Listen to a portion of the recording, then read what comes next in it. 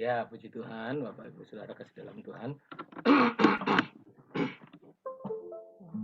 Ya, saya harap suara saya dapat terdengar dengan jelas, Bapak Ibu. Dan alat musik saya juga bisa terhandle dengan baik, sehingga akhirnya tidak mengganggu pendengaran Bapak Ibu Saudara pada saat mendengarkan kebenaran firman Tuhan dan saat kita menyembah Tuhan. Mungkin suaranya kurang keras dikit, Pak Dadang. Suara Bapak sedikit, saja, ya. Ya. Oke. Ya. Ya, oke. Ya. Masih ada batuk-batuknya, jadi agak.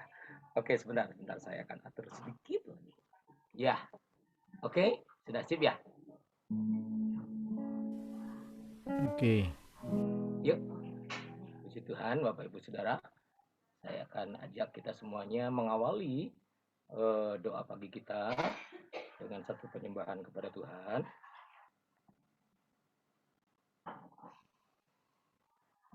Dan saya akan share screen dulu ya.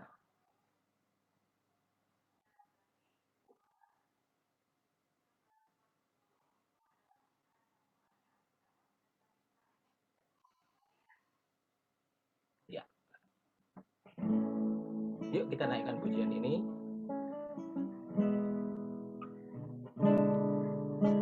Seperti wanita mengurapimu, menangis di bawah kakimu. Amin. Demikian hidupku mau mengasihimu, Yesus Engkau baik bagiku. Sekali lagi, seperti wanita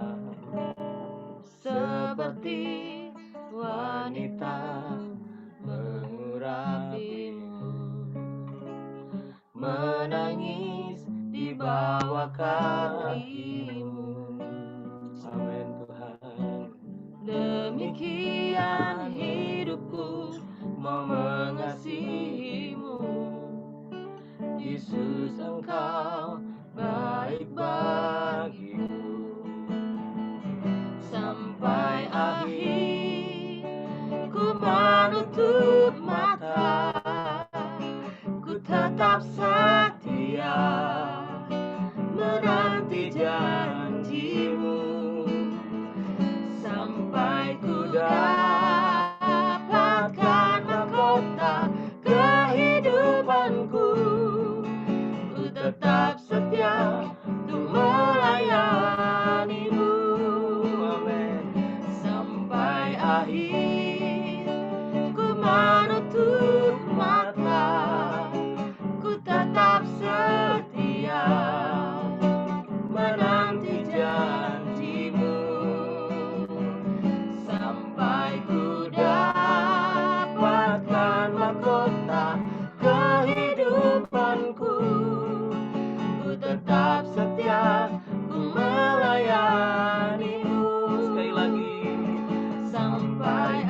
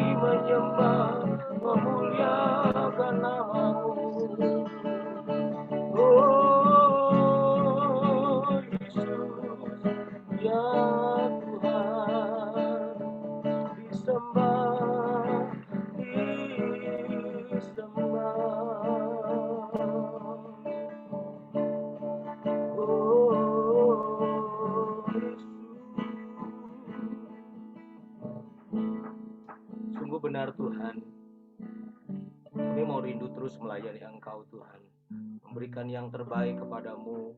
Kami rindu terus selalu Tuhan dekat denganmu ya Tuhan. Karena memang Engkau Allah yang ajaib, Allah yang luar biasa. Bahkan Engkau yang berinisiatif Tuhan untuk mendekatkan dirimu kepada manusia dengan Engkau hadirnya ke dunia, rela mati untuk kami semua supaya Engkau dekat dengan kami. Sebab itu ya Tuhan, kami sebagai umat-umat-Mu, kami harus memanfaatkan ini dengan sebaik-baiknya untuk kami selalu rindu dekat dengan Tuhan. Karena memang pada dasarnya Engkau sangat rindu supaya kami dekat dengan-Mu. Dan Engkau sangat rindu untuk mendekatkan kepada kami. Terima kasih Bapa. Kami bersyukur kepadamu. Pagi hari ini kami mau dengarkan firman-Mu, urapi hamba-Mu, dan setiap alat yang kami pakai supaya boleh berjalan dengan baik sehingga kami semua boleh menikmati berkat-berkat firman-Mu. Dalam nama Tuhan Yesus Kristus. Haleluya. Amin. Ya, puji Tuhan Bapak Ibu Saudara.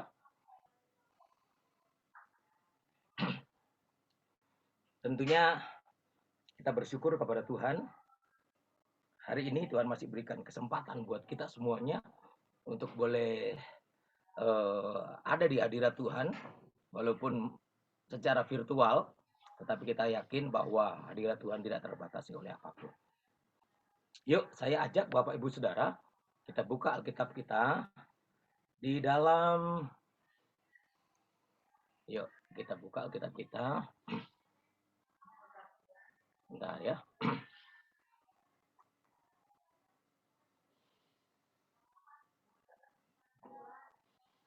Oke, sebentar Bapak Ibu Saudara, supaya lebih memudahkan kita semuanya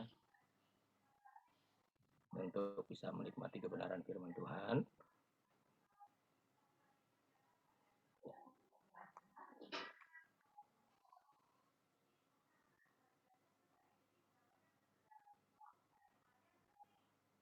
Ya. Di dalam 2 Korintus pasal yang di dalam 2 Korintus, yuk sama-sama kita buka. 2 Korintus pasal yang keempat, Bapak Ibu Saudara, ada 3 ayat yang akan kita pelajari pada pagi hari ini, yaitu di ayat yang ke-16, 17, dan 18. 2 Korintus pasal yang keempat, ayat 16 sampai dengan ayat yang ke-18.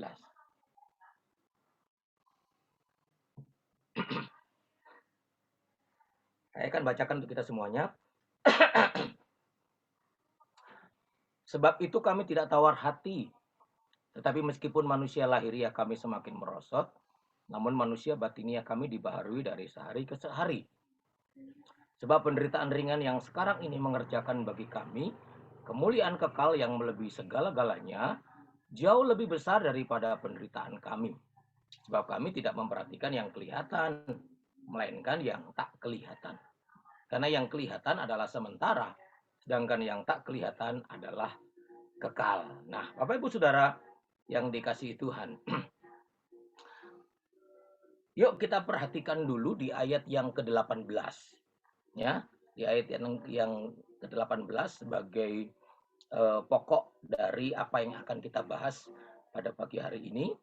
Di ayat 18 dikatakan begini, sebab kami tidak memperhatikan yang kelihatan, melainkan yang tak kelihatan. Karena yang kelihatan adalah sementara, sedangkan yang tak kelihatan adalah kekal. Sekali lagi, saudara ya. Coba kita fokuskan kepada ayat 18. Sebab kami tidak memperhatikan yang kelihatan, melainkan yang tak kelihatan. Karena yang kelihatan adalah sementara, sedangkan yang tak kelihatan adalah kekal. Rasul Paulus dan pelayan-pelayan Tuhan yang lain pada waktu itu dengan tegas dan jelas dia menyampaikan satu kebenaran yang mendasari mereka dalam pelayanan. Dikatakan bahwa sebab kami tidak memperhatikan yang kelihatan, melainkan yang tak kelihatan. Memperhatikan yang tak kelihatan. Karena bagi Paulus dan teman-teman dalam pelayanan, yang tak kelihatan itulah yang kekal.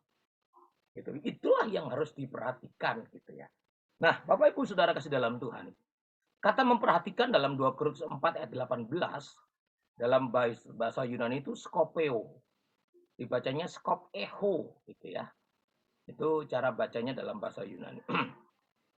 Nah, kata memperhatikan itu atau kata skopeo itu diartikan dalam bahasa Indonesia mengamati, merenungkan, gitu ya. Jadi nggak cuma sekedar perhatian dalam artian sekilas, tapi sampai dengan mengamati dengan jelas. Kemudian direnungkan dengan tepat. Bahkan sampai ditandai gitu ya, supaya jangan sampai lupa, ditandai gitu. Dan yang terakhir diartikan dengan memusatkan perhatian atau fokus.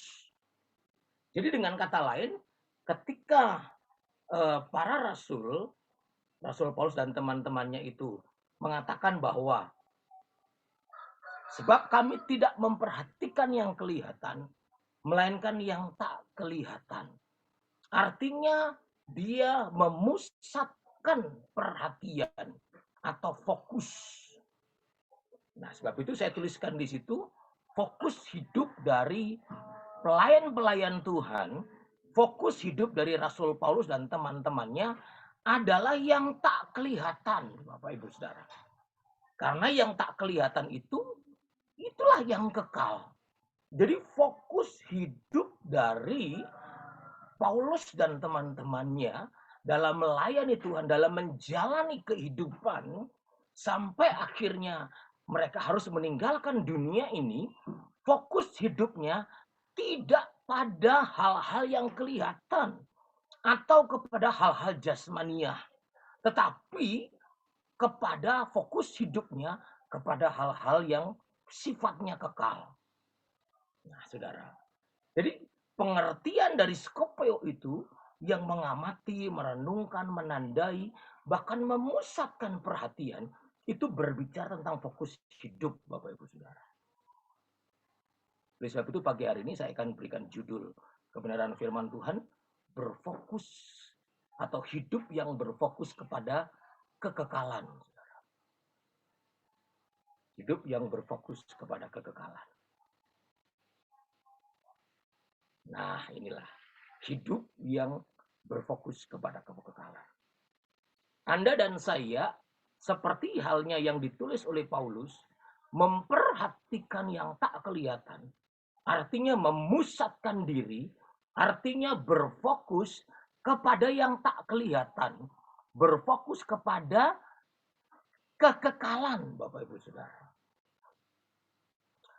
Jujur Bapak Ibu Saudara, ketika mengawali tahun ini, saya dalam doa-doa pribadi saya, Tuhan banyak berbicara tentang hidup berfokus kepada kekekalan.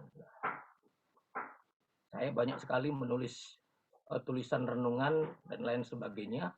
Selalu ada kalimat hidup berfokus kepada kekekalan.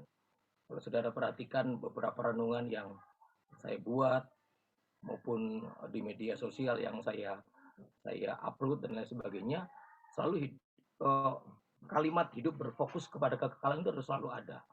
Karena memang itu yang Tuhan bicarakan kepada saya di awal tahun ini, saudara. Dan saya juga tidak pernah menyangka sebelumnya ketika saya terus mempelajari hidup berfokus kepada kekekalan, Tuhan perhadapkan saya pada situasi antara hidup dan mati. Dan disitulah akhirnya ujian atau pemurnian dari hidup saya, bahwa hidup berfokus kepada kekekalan itu apakah benar saya hidupi atau tidak, saudara. Jadi dari situlah saya akhirnya tahu kenapa Tuhan izinkan saya mengupas tuntas terus hidup berfokus kepada kekekalan. Karena akhirnya Tuhan izinkan saya masuk dalam situasi antara jasmani dan rohani. Disitulah saya tahu bahwa Tuhan menguji saya, memurnikan hidup saya, supaya nggak berfokus kepada jasmania, tapi berfokus kepada kekekalan. Bahkan kalaupun harus menghadapi kematian sekalipun, kita tidak perlu takut, kita tidak perlu khawatir, kita tidak perlu menyalahkan Tuhan juga. Tetapi apapun yang terjadi, kalau hidup kita berfokus kepada kekekalan, kalaupun Tuhan izinkan harus menghadapi kematian sekalipun, kita akan tetap berkata, God is good all the time. Nah, Bapak Ibu Saudara, yuk kita perhatikan hidup yang berfokus kepada kekekalan. Ini sangat penting dalam hidup sebagai orang-orang yang percaya di akhir zaman dengan kondisi keadaan dunia yang semakin tidak menentu, Saudara. Karena fokus hidup kita itu menentukan cara hidup kita. Kalau fokus hidup kita salah, fokus hidup kita kepada duniawi, jasmania, fokus hidup kita kepada kekayaan duniawi, itu akan menentukan cara hidup kita. Maka cara hidup kita akan mengejar hal-hal yang sifatnya duniawi. Kalau kita fokus hidup kita kepada hal-hal yang sifatnya popularitas, ingin sekali diakui dan lain sebagainya, maka cara hidup kita pun akan seperti itu.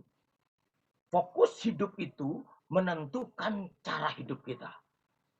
Kalau Anda ingin melihat orang pribadi seseorang fokusnya kepada apa, lihat aja cara hidupnya.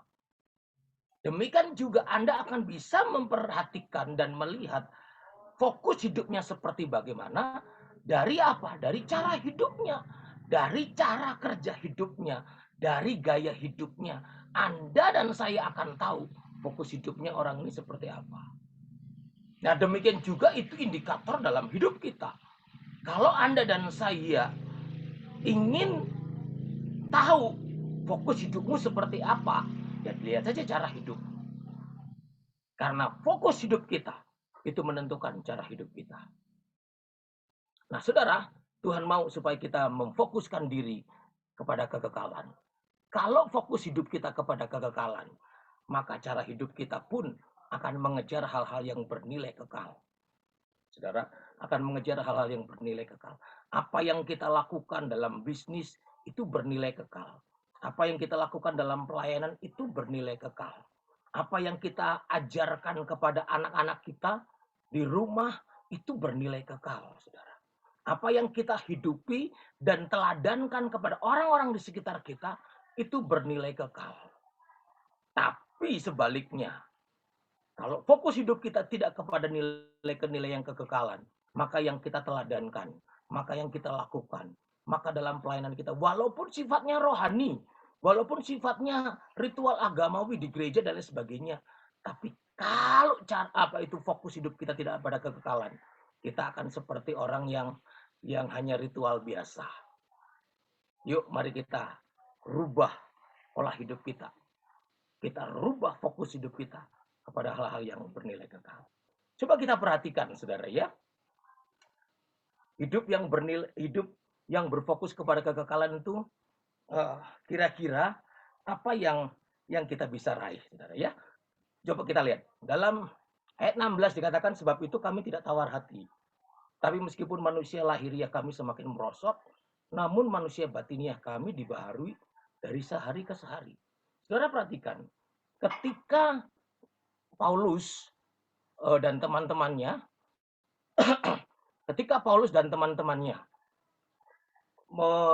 menyampaikan kehidupannya bahwa dia tidak berfokus kepada hal-hal yang jasmania, tetapi hal-hal yang bernilai kekal. Apa yang terjadi, Saudara? Dia sanggup berkata bahwa, Saudara, dia sanggup berkata kepada jemaat yang dilayaninya bahwa kalaupun jasmania dia merosot, kalaupun kondisi jasmania dia semakin hari semakin tidak kuat, Saudara, ya, jasmanianya semakin merosot, tetapi manusia batinianya dibaharui dari sehari ke sehari. Wow, orientasi hidupnya tidak kepada jasmania lagi, Saudara, tapi kepada kerohanian. Manusia yang diutamakan adalah manusia rohani, bukan manusia jasmania. Nah, kalau Saudara perhatikan dari kalimat ini, Saudara, ya, kita bisa tahu begini, Saudara. Paulus dan teman-temannya, karena dia berfokus kepada kekekalan, dia tidak akan pernah mau mengizinkan tawar hati itu muncul dalam hatinya. Apapun yang terjadi. Meskipun jasmanianya semakin merosot, alami kekurangan, alami sakit penyakit, alami penjara, alami kesulitan, penderitaan, seberat apapun, dia tidak akan pernah mau tawar hati. Wow, hebatnya saudara. Kalau pribadimu dan pribadiku berfokus kepada kekekalan, maka engkau akan berkata, tawar hati, no way. Nggak ada ceritanya tawar hati dalam hidup ini. Dalam pengiringan kepada Tuhan, dalam pelayanan kepada Tuhan, nggak ada ceritanya tawar hati. Karena dia tahu bahwa dia tidak berfokus kepada hal-hal yang jasmania. Kekurangan, lagi income drop, dan lain sebagainya. Dalam kondisi kesulitan, dan lain sebagainya. Sorry, dia tetap akan melayani Tuhan. Apapun yang terjadi, dia akan tetap melayani Tuhan. Karena dia tidak akan pernah mau mengizinkan tawar hati dalam hidupnya. Hidup yang berfokus kepada kekekalan tidak akan pernah mau menjadi tawar hati. Meskipun keadaan jasmaninya ada kalanya tidak seperti yang diharapkan, saudara. Dia tidak mau tawar hati. Sebaliknya, dia akan semakin yakin. Akan selalu ada makna rohani. Akan selalu ada tujuan ilahi. Di setiap peristiwa yang Tuhan izinkan terjadi atas hidupnya. Nah, dia akan lihat, dia akan yakin. Pasti ada tujuan ilahi. Pasti ada rencana Tuhan. Di balik segala sesuatu yang saya hadapi, saya yakin Tuhan pasti punya tujuan. Itu orang yang berfokus pada kekekalan, saudara. Dia tidak pernah izinkan tawar hati, tetapi dia izinkan Tuhan. Tuhan mau bicara apa melalui peristiwa ini? Tuhan mau sampaikan apa melalui sakit penyakit ini? Melalui kekurangan ini? Melalui kerugian mungkin yang kita hadapi? Melalui pergumulan yang seberat apapun? Tuhan mau bicara apa? Saudara kan bisa tangkap itu kalau hidupmu berfokus kepada kekekalan, saudara. Karena ada hal-hal rohani yang Tuhan sisipkan di balik peristiwa-peristiwa apapun yang Tuhan izinkan terjadi dalam hidup kita. Nah, saudara, perhatikan baik-baik. Kalimat yang dipakai dalam Amsal 24 ayat 10, jika engkau tawar hati, pada masa kesesakan, kecillah kekuatanmu. Jika engkau tawar hati pada masa kesulitan, pergumulan, apapun itu, maka kecillah kekuatanmu. Coba sekarang kita balik, saudara. Kita balik ayat ini dengan pengertian yang lebih dalam. Coba perhatikan. Engkau akan mengalami kekuatan yang besar dalam hidupmu di segala keadaan, termasuk kesesakan. Saat engkau tidak pernah mau tawar hati, saudara. Iya kan? Sebaliknya engkau akan alami satu kekuatan Allah yang hebat atas hidupmu. Saat engkau apa? Engkau nggak tawar hati. Sebaliknya, kalau engkau tawar hati, artinya hidupmu tidak berfokus kepada kekekalan, kecil kekuatanmu. Nah, itulah yang Tuhan mau, Bapak Ibu Saudara. Hari ini Tuhan ingatkan, yuk kita hidup berfokus kepada kekekalan. Karena ketika hidup berfokus kepada kekekalan, maka engkau dan saya akan menjadi pribadi yang tidak mudah tawar hati. Yang kedua, saudara, dalam ayat yang ke-17 di dalam 2 Korintus 4 tadi. Sebab penderitaan ringan yang sekarang ini mengerjakan bagi kami kemuliaan kekal yang melebihi segala-galanya. Jauh lebih besar daripada penderitaan kami. Loh, saudara perhatikan baik-baik. Rasul Paulus, penderitaannya nggak main-main, saudara. Penderitaannya sangat-sangat luar biasa dalam pelayanan Tuhan. Saudara, saya yakin penderitaan Rasul Paulus, kita nggak sampai kayak begitulah. Penderitaannya berat banget.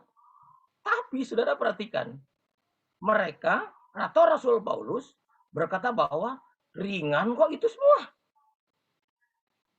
Pernah diperhadapkan sampai kepada kematian sekalipun. Paulus katakan ringan itu. Bagi dia penderitaan ringan itu. Wow. Saudara, ini hebat sekali, saudara. Orang yang hidupnya berfokus kepada kekekalan, penderitaan seberat apapun dia akan ringan.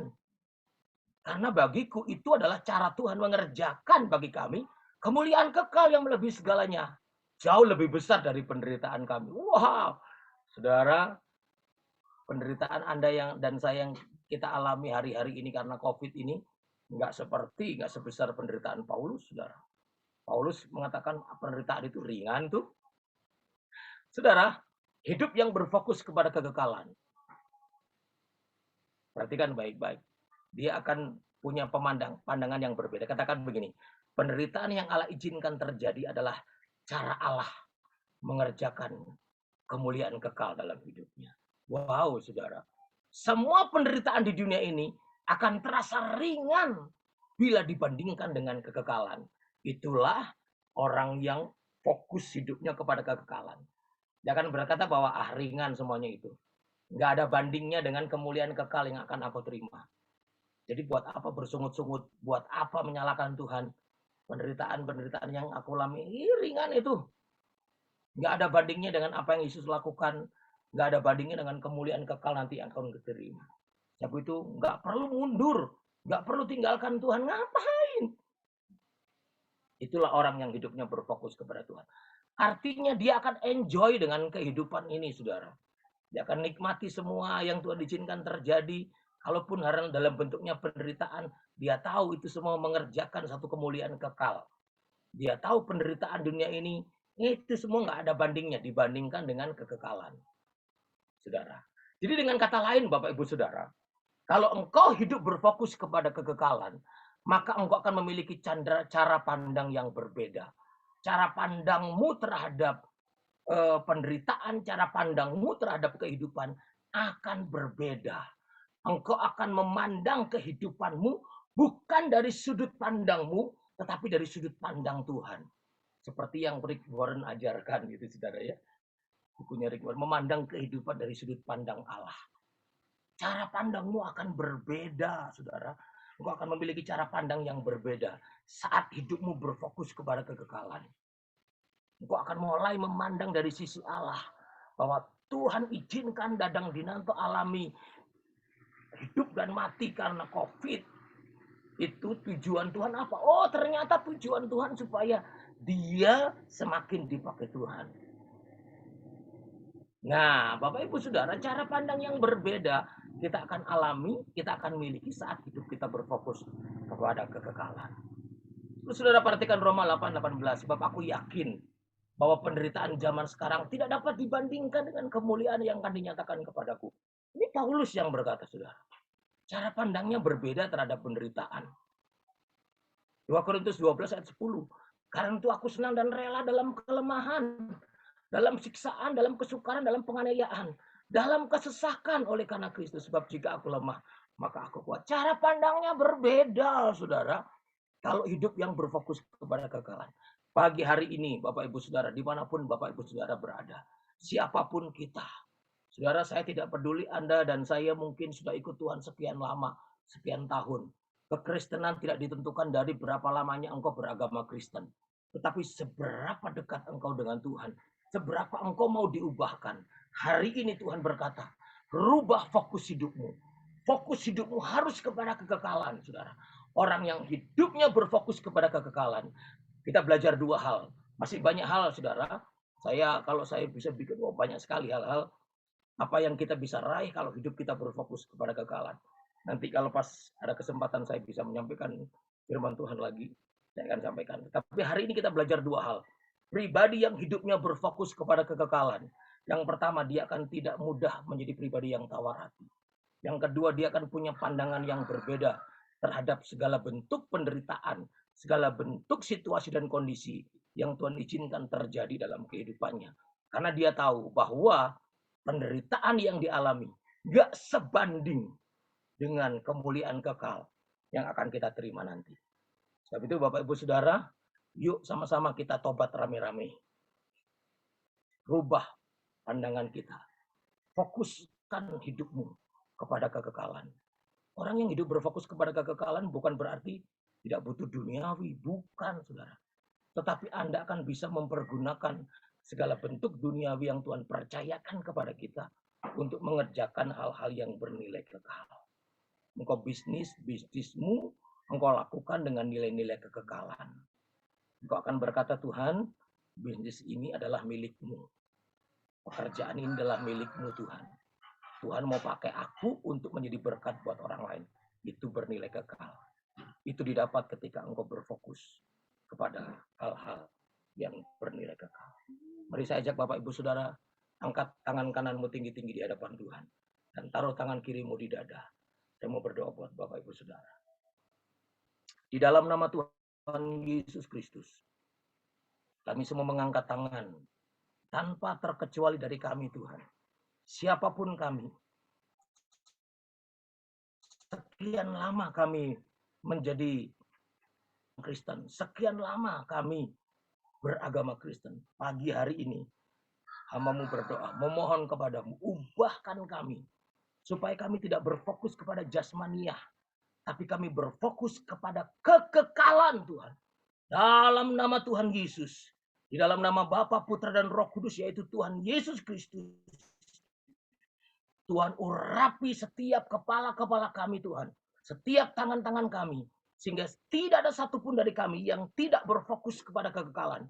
Tetapi kami mau berubah menjadi pribadi yang berfokus kepada kekekalan Tuhan. Dalam nama Yesus, Roh Kudus berkaryalah. Roh Kudus urapilah setiap kami jemaat-Mu, hamba-hamba-Mu. Supaya kami berfokus kepada kekekalan. Saat kami berfokus kepada kekekalan, maka kami yakin, kami percaya ya Tuhan. Ada kekuatan ilahi yang melingkupi hidup kami. Cara hidup kami, cara hidup yang mengejar nilai-nilai kekekalan. Bahkan kami menjadi pribadi-pribadi yang tidak pernah mau tawar hati apapun yang terjadi. Karena kami tidak berfokus kepada jasmania. Tetapi kami punya cara pandang yang berbeda ya Tuhan. Yaitu cara pandang seperti yang Tuhan mau. Karena kami tahu Tuhan, yang kami kejar bukan jasmania, tapi manusia rohani yang semakin disempurnakan sampai menuju kedewasaan penuh, menyongsong kedatangan-Mu pada kali yang kedua. Genapi firman-Mu dalam hidup kami, di dalam nama Tuhan Yesus Kristus. Haleluya. Amin. Tuhan memberkati.